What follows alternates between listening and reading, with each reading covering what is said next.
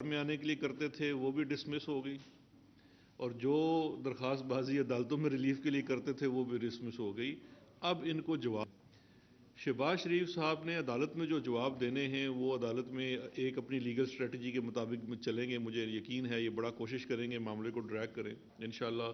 تمام ادارے جو ہیں وہ اچھا کام کر رہے ہیں اور اس کو آگے چلائیں گے، لیکن کچھ جوابات دیکھیے، ہم ایک مہذب معاشرہ ہیں، مہذب معاشروں کے اندر جو سیاسی لیڈر ہوتے ہیں اور اپنی طرف سے وہ ایک بڑی پارٹی کے سربراہ ہیں، ان کو کچھ جواب دینے چاہیے، اور انہوں نے وہ آج تک کبھی اس سوالوں کا جواب نہیں دیا، نہ انہوں نے نہ ان کے کسی ترجمان نے آج تک۔ دو تین اگر آپ بیسک چیزیں ہی سمجھ لیں کہ آپ کم از کم اس کا، آج کوئی سکینڈل بنتا ہے کسی اور کے اوپر تو اس سے بار بار پوچھا جاتا ہے کہ جی آپ اس کا اسپیسیفک آپ کا کیا سٹانس ہے، وہ کوئی سٹانس نہیں دیتے، وہ ایک سٹانس دیتے ہیں جی کہ یہ کاروبار کا معاملہ جو ہے میرے بچوں سے پوچھا جائے۔ بچوں سے کیسے پوچھا جا سکتا ہے؟ آپ نہ صرف ان کے والد ہیں بلکہ آپ اس وقت پنجاب کے چیف منسٹر تھے 10 سال کے لیے، اور انہی 10 سالوں میں یہ سارے معاملات ہوئے۔ جب آپ چیف منسٹر نہیں ہوتے، آپ کے بچوں کا کاروبار نہیں بڑھتا، آپ کم از کم اس سوال کا جواب تو دے دیں۔ آپ چیف منسٹر ہوتے ہیں تو رمضان شوگر مل جو آپ کے بچوں نے اپنی محنت سے نہیں بنائی، آپ خود پہلے اس مل کے سربراہ تھے، یہ مل آپ کی بنائی ہوئی نہیں ہے، یہ آپ کے بچوں نے محنت کر کے، کوئی سلمان شہباز نے جب آکسفورڈ سے ڈگری لی، پتہ نہیں کیسے لی، اس کو کوئی آکسفورڈ والوں نے ساتھ مل کی چابیاں نہیں دے دی تھی کہ رمضان شوگر مل بیٹا اب جا کے چلاؤ اور وہاں منی لانڈرنگ کرو۔ یہ مل آپ کی بنائی ہوئی ہے، یہ آپ کی بنائی ہوئی مل کے اندر یہ ساری منی لانڈرنگ ہوئی ہے، اور آپ کی وجہ سے ہوئی ہے، کیونکہ آپ چیف منسٹر تھے تو آپ کے مل کے اکاؤنٹس کے اوپر ایس ٹی آر جنریٹ نہیں ہوتی تھی۔ آپ چیف منسٹر تھے تو بینکرز بھی آپ سے سوال نہیں کر سکتے تھے کہ یہ پیسہ کہاں آ رہا ہے، اس کا سورس کیا ہے، اس کا ڈیسٹینیشن کیا ہے۔ آج کوئی بھی ہم میں سے جا کے اگر بینک میں 50,000 سے اوپر کی ٹرانزیکشن کرتا ہے تو 4 سوالوں کا 6 سوالوں کا جواب دینا پڑتا ہے۔ اس سے بڑی ٹرانزیکشن ہوتی ہے تو آپ کو ڈاکومنٹری ثبوت دینا پڑتا ہے، بھائی پیسہ کہاں سے آیا، کدھر گیا ہے۔ تو یہ کیا معاملہ تھا کہ کیا آپ کا جو سیاست سے جن کا تعلق نہیں تھا، سلمان شہباز یا حمزہ تو سیاست میں تھا، کیا وہ اتنے زیادہ زوراور تھے کہ ریگولیٹرز ان کے سامنے بولتے نہیں تھے؟ ان کا سارا زور آپ کے چیف منسٹر ہونے کی وجہ سے تھا۔ اور ایک اور سوال جس کا شہباز شریف صاحب ابھی جواب نہیں دیتے، اور ان کو عوام کے سامنے بھی جواب دینا ہوگا کہ یہ جو اورنگزیب بٹ والا معاملہ تھا یہ کیا معاملہ تھا؟ اس نے گلزار کے اکاؤنٹ میں جو کہ ایک پی این ہے آپ کے، اس میں کیسے جمع کروائے پیسے، جو وہ کہتا ہے کہ وہ پیسے تو اس نے آپ کو دیے تھے، اور وہ پیسے اس اکاؤنٹ میں جمع کرانے والا مسرور انور جو آپ کا کو ایکیوزڈ ہے، وہ نیب کے کیس میں بھی کو ایکیوزڈ ہے، کیونکہ وہ واحد شخص ہے جو گلزار کے اکاؤنٹ میں وہ چیک جمع بھی کراتا ہے، وہاں سے کیش بھی نکالتا ہے، اور آپ کے ذاتی اکاؤنٹ میں، شہباز شریف کے ذاتی اکاؤنٹ میں کیش جمع بھی کراتا ہے۔ تو کیا یہ ایک سوال کا جواب شہباز شریف صاحب دے سکتے ہیں کہ مسرور انور یہ کیا، کس کی انسٹرکشن کے اوپر گلزار کے اکاؤنٹ سے پیسے نکالتا تھا اور شہباز شریف کے اکاؤنٹ میں پیسے جمع کراتا تھا؟ آپ ایک سیاسی لیڈر ہیں، اپوزیشن لیڈر ہیں، آپ گھنٹہ گھنٹہ قوم کو بھاشن دیتے ہیں، ہمیں اسمبلی میں بھاشن دیتے ہیں، آپ اس گھنٹے میں سے صرف 3 منٹ اس بات پہ خرچ کر دیجئے کہ یہ لوگ کون ہیں، ان سے آپ کا تعلق کیا ہے۔ آپ کو اپنے آپ کو کلیریفائی کرنا ہے، اور کچھ نہیں تو کم از کم وہ جو برطانیہ کے وزیر اعظم نے کیا ہے، وہ جو 2 دن پہلے اس نے پارلیمنٹ کے سامنے معافی مانگی ہے کہ وہ پارٹی تھی یا نہیں تھی، سرکاری تھی یا غیر سرکاری تھی، مجھے نہیں پتا، میں اس میں گیا تھا کہ نہیں گیا تھا، تو میں معافی مانگتا ہوں۔ کم از کم یہ بتا دیں، پیسے تو آئے ہیں آپ کے اکاؤنٹوں میں اور آپ کے بے نامی اکاؤنٹوں میں، قوم کو بتا تو دیں۔ بورس جانسن جیسی بات کر لیں جی کہ مجھے نہیں پتا تھا، مطلب دیکھو میں تو کہہ رہا ہوں کسی طریقے سے کوئی اس کا جواب، آپ دنیا کی ہر بات کر لیتے ہیں لیکن آپ اس کا کوئی جواب نہیں دیتے۔ تو اب انشاءاللہ یہ چلان دوبارہ آگے داخل کیا جائے گا، اور گائے بگائے میں آپ کو اس سے آگاہ بھی کرتا رہوں گا جو لیگل پوزیشن ہے۔ تو آج میں سمجھتا ہوں کہ شہباز شریف صاحب کی جو پوزیشن ہے، میں پھر تیسری دفعہ ریپیٹ کر رہا ہوں، وہ یہی ہے، ڈسمسڈ ایز وڈران۔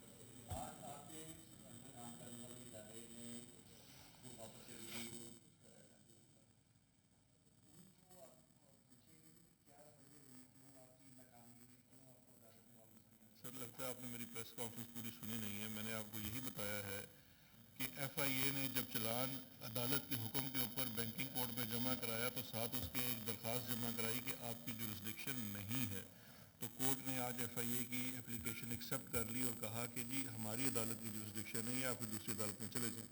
اس کا مطلب یہ ہے کہ آج مجھے ایف آئی اے کو اور ان کی لیگل ٹیم کو انعام دینا چاہیے کہ انہوں نے عدالت کے سامنے صحیح سٹانس لیا اور شہباز شریف اور ان کے مہنگے ترین وکلاء ناکام ہوئے۔ سزا صاحب یہ بتائیے گا کہ جو شہباز شریف کا معاملہ ہے، جو اس نے ضمانت دی تھی نواز شریف کی، اس میں ظاہر ہے گورنمنٹ جا رہی ہے کورٹ میں، اس میں ثابت ہو گیا ظاہر ہے اگر ہو جائے تو کیا سزا شہباز شریف کو ہو سکتی ہے، فائن یا سزا کیا ہے؟ دیکھیں، جو شہباز شریف نے سب سے پہلی تو بات ہے کہ اس میں دو چیزیں ہیں۔ ایک تو یہ ہے کہ عدالت کے حکم کی کیا وہ پاسداری کی گئی، کیونکہ جب کیبنٹ کی طرف سے بھی ریسنٹلی آپ کو پتہ ہے کہ یہ انسٹرکشنز پاس ہوئی ہیں لیگل ٹیم کو، اٹارنی جنرل صاحب کو، کہ کیونکہ اس مقدمے میں فیڈرل گورنمنٹ پارٹی تھی، کیونکہ وفاقی کابینہ نے نواز شریف کو جانے کی ایک دفعہ اجازت دی تھی، اس میں ایک شرط تھی کہ آپ نے شیورٹی بانڈ دینی ہے اپنے پہ عائد شدہ جرمانے کی، جو کہ آنریبل لاہور ہائی کورٹ نے ان کی پرسنل انڈر ٹیکنگ کے اوپر ختم کر دی۔ لیکن اس انڈر ٹیکنگ کی کچھ شرائط تھی، ان میں سے ایک شرط تو یہ تھی کہ وہ اپنی صحت یابی کے بعد واپس آئیں گے۔ اب صحت یابی کا ڈٹرمنیشن کیسے ہونا ہے، اس کا کرائٹیریا یہی ہے کہ یہ اپنی میڈیکل رپورٹس سبمٹ کرائیں گے۔ آج دن تک انہوں نے اپنے ڈاکٹر، جس کا نام ڈاکٹر لارنس رمیش، پتہ نہیں اس کا سر نیم اور کیا ہے، تین اس کے نام ہیں، اس کے لیٹرز کے سوا کوئی ڈاکومنٹ سبمٹ نہیں کرایا ہے۔ ابھی تک شاید کوئی 2 یا 4 ان کے شاید جمع ہوئے ہوں گے لاہور ہائی کورٹ میں، لیکن وہ تمام ڈاکٹر، یہ لارنس رمیش جو ہے، یہ اسی کے سرٹیفکیٹس ہیں، لیٹرز ہیں کہ جس کے اندر یہی لکھا ہوا ہے کہ نواز شریف بڑا بیمار ہے۔ لیکن اس کا کیا علاج ہوا ہے؟ نواز شریف بڑا بیمار ہے یہ تو قوم کو پچھلے 40 سال سے پتہ ہے، لیکن یہ تو بتا دینا کہ اس کی بیماری کا علاج کیا ہو رہا ہے جس کے لیے وہ لندن گیا تھا۔ وہ اس لیے تو نہیں کیا ہوا کہ وہ بیمار ہے لندن گیا ہے۔ تو اس کے اوپر پھر جو اٹارنی جنرل ہیں انہوں نے پنجاب گورنمنٹ کو ایک میڈیکل بورڈ بنانے کے لیے لکھا ہے کہ آپ ڈٹرمن کر دیجئے کہ یہ جو انہوں نے کورٹ میں اپنے لیٹرز جمع کروائے ہیں ڈاکٹر رمیش کے، وہ کیا یہ ثابت کرتے ہیں کہ نواز شریف بیمار ہے یا اس کا کوئی علاج ہو رہا ہے اور اس کے آنے کی کوئی توقع ہے۔ اس کے بعد ایک تیسری شرط بھی اس انڈر ٹیکنگ کے اندر یہ تھی کہ حکومت پاکستان کے کو اگر یہ لگے کہ آپ کی ان کی یہ صحت ٹھیک ہو چکے ہیں اور یہ واپس نہیں آ رہے، تو ان کے نامزد کردہ نمائندے، وہ ظاہری بات ہے کہ وہ ہائی کمیشن کا وہاں بندہ ہو، جس کو ایکسیس دی جائے ان کے میڈیکل ٹریٹمنٹ اور فزیشنز جو بھی ہیں، جو کہ اس سے جا کے یہ بات کی تصدیق کر سکے کہ ان کا علاج ہو رہا ہے۔ اس بابت بھی یہ حکم عدولی کر چکے ہیں، کیونکہ حکومت پاکستان ان کو باقاعدہ طور پہ لکھ چکی ہے ماضی میں کہ جی آپ اپنی صحت سے متعلقہ ہمیں یہ ایکسیس دیں، تو اس کا بھی انہوں نے ہمیں کوئی ایکسیس نہیں دی ہے۔ تو گراؤنڈز سارے اویلیبل ہیں کہ انہوں نے عدالت کی حکم عدولی کی ہے۔ اگر یہ عدالت کے سامنے ثابت ہوتا ہے تو اب 2-3 چیزیں ہیں۔ ایک تو آپشن عدالت کے سامنے یہ ہے کہ اگر یہ ثابت ہوتا ہے تو پھر یہ کنٹیمپٹ آف کورٹ بنتی ہے، کیونکہ انہوں نے عدالت میں کنٹیمپٹ کی ہے اس کا آرڈر نہ مان کے، اور عدالت ان کو اسپیسیفک ڈائریکشن بھی جاری کر سکتی ہے کہ جی آپ ان کو لے کے آئیں، عدالت میں پیش کریں۔ اس صورت میں شہباز شریف صاحب پابند ہوں گے، اور اگر وہ فیل ہوتے ہیں ان کو پیش کرنے سے تو وہ پھر کنٹیمپٹ ہو جائے گی۔ تو جو اس انڈر ٹیکنگ کے بعد ان کی جو پوزیشن ہے اور وفاقی حکومت نے جو بھی پوزیشن لی ہے، میں یہ سمجھتا ہوں کہ شہباز شریف اور نواز شریف کے لیے، جو کہ خود کہتے تھے جی کہ ہم خود ہی آ رہے ہیں، اب بڑا مشکل ہو گیا ہے کہ نہ کرنا، کیونکہ عدالت بھی دیکھیے کنٹیمپٹ لگانے سے پہلے میں یہ سمجھتا ہوں کہ شاید وہ شہباز شریف کو انسٹرکشن جاری کرے گی جی آپ ان کو لے کے آئیں، کیونکہ عدالت کی انسٹرکشنز نواز شریف کے بارے میں تو آلریڈی موجود ہیں۔ آنریبل اسلام آباد ہائی کورٹ ان کو پروکلیمڈ افینڈر ڈکلیئر کر چکی ہے، اور پروکلیمڈ افینڈر ڈکلیئر کرنے سے پہلے، اشتہاری ڈکلیئر کرنے سے پہلے ان کو باقاعدہ انہوں نے موقع بھی دیا تھا کہ جی آپ واپس آ جائیں، تو وہ نہیں آئے، جس کا مطلب ہے کہ کورٹس تو پہلے ہی نہیں مانتی کہ نواز شریف بیمار ہے۔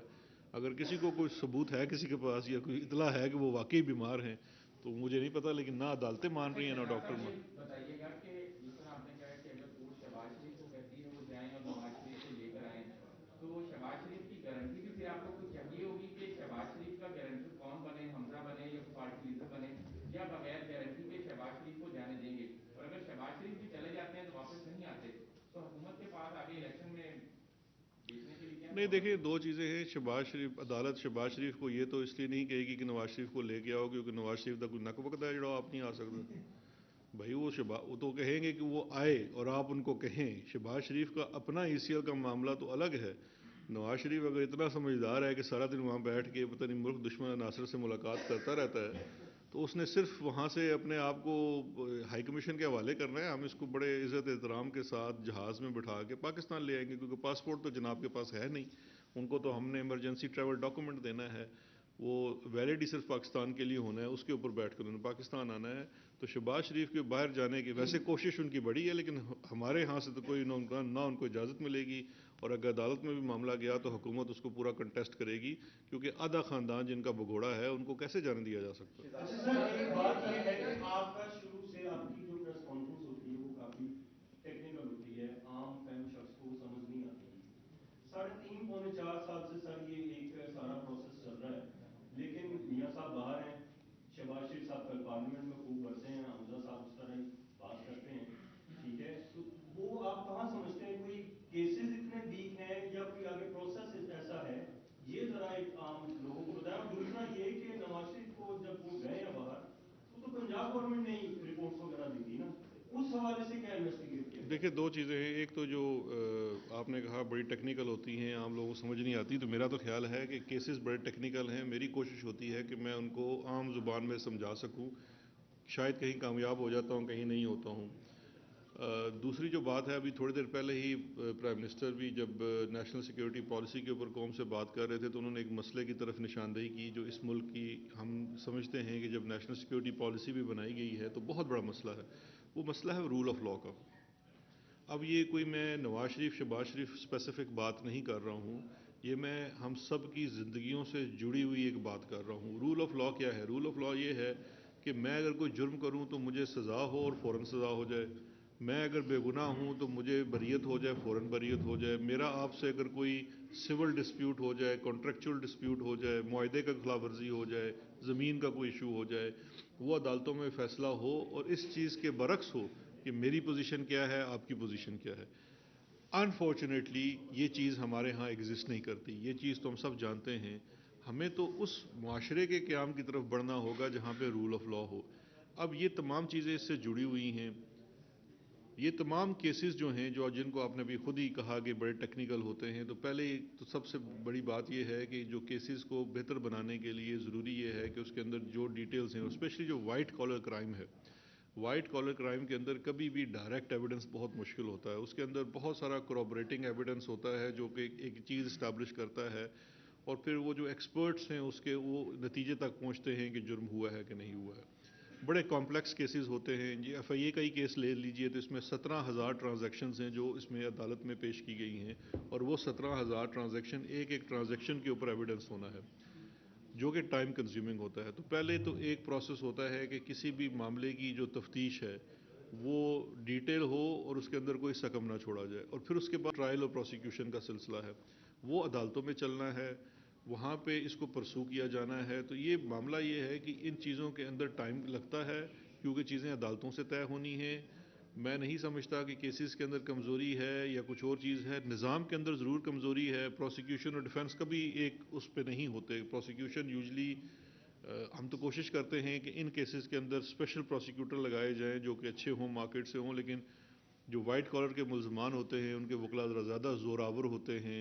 आजकल आपको पता है बार काउंसिल्स, बार एसोसिएशन के अंदर भी उनका है। लेकिन इसके बावजूद आपको हुकूमत ने, क्योंकि रिस्पॉन्सिबिलिटी ये जो रूल ऑफ लॉ की है ना, जहाँ पे इंसाफ होता नज़र आए, वो हुकूमत की भी है, अदालतों की भी है, हुकूमत की भी है। तो उसके लिए आपने कोशिश जारी रखनी है और उसके लिए आपने अदालतों में लड़ना है। आज भी हम ये समझते हैं कि एक बहुत बड़ा होता है कि जी गलत कोर्ट के सामने केस चलता रहता है, 6 महीने बाद कहते हो हमारी तो जुरिसडिक्शन ही नहीं थी। तो प्रोसिक्यूशन ने और इन्वेस्टिगेटिंग एजेंसी ने स्टांस लिया, वो एप्लीकेशन जो 6 महीने बाद दूसरी पार्टी डाल सकती थी उसको कंटेस्ट किया, आज उसका फैसला करवाया। तो ये मैं समझता हूँ उसको कल्मिनेशन की तरफ ले जाने की एक एफर्ट। सर बारी बारी कर लें। वफाकी हुकूमत ने जो पंजाब हुकूमत से मेडिकल रिपोर्ट्स मांगी हैं नवाज शरीफ की, और उसके ऊपर भी लाया हुआ जो है तय होगा कि कैसे उन्हें बुलाया जाए, तो ये अमल पहले नहीं हुकूमत को कर लेना चाहिए था? आपकी हुकूमत के पास टाइम भी थोड़ा रह गया है, और उसके अंदर अगर नवाज शरीफ वापस नहीं आते तो देखें, पहली बात तो ये है कि टाइम थोड़ा रह गया। आप अगर 1.5 साल को थोड़ा समझते हैं तो पता नहीं बाकी आप क्या कहना चाह रहे हैं। दूसरी चीज़ ये है कि चीज़ों को उस तरह से देखना है, जो अदालत में अगर लेके जाना है तो उसका एक पूरा अपने प्रोसेस फॉलो करना है। उसके लिए पंजाब गवर्नमेंट से आपने कहना है दोबारा मेडिकल बोर्ड बनाएं। वैसे ये मेडिकल बोर्ड एक दफ़ा पहले भी बन चुका है, जब पंजाब हुकूमत से उसने ज़मानत में एक्सटेंशन मांगी थी, तो उस मेडिकल बोर्ड ने भी कहा था कि ये कोई बीमार नहीं। अब नया मेडिकल बोर्ड बन रहा है, देखते हैं उनके सामने रिपोर्टें जाती हैं क्या जाती है, लेकिन उसके बाद ही आप अदालत जा सकते हैं। सर सर, ये बताया कि वफाकी हुकूमत इस वक्त काफी अपोजिशन की साथ में है और कल कुछ अपने ही लोग बोल पड़े फॉर रेस अटैक को। ये क्या मामला है? क्या पीटीआई में फूट पड़ी है या इमरान खान की क़यादत पर पार्टी के लोगों का एतमाद जो है वो बुहरान की वजह से कम होता जा रहा है? नहीं, देखिए, ये तो इसकी तो आप अगर देखें कि ये रिपोर्टिंग ठीक होती तो फौरी तौर पे खटक साहब का कोई 10 मिनट बाद ही उन्होंने कहा भाई ये तो बिल्कुल गलत रिपोर्टिंग है। जहाँ तक इख्तलाफात की बात है तो वो इख्तलाफ राय ज़रूर होता है। जब भी हमारी मीटिंग्स होती हैं, चाहे कैबिनेट की मीटिंग हो या पार्लिमानी पार्टी की मीटिंग हो, एक जमहूरी पार्टी है, अवामी नुमाइंदगान हैं, उन्होंने अपने लोगों के इलाके के मसले उजागर करने हैं, रेलिवेंट वज़रा से सवाल करना है। आखिर में ultimate team leader prime minister हैं, जो उनका फ़ैसला होता है वही प्रिवेल करता है।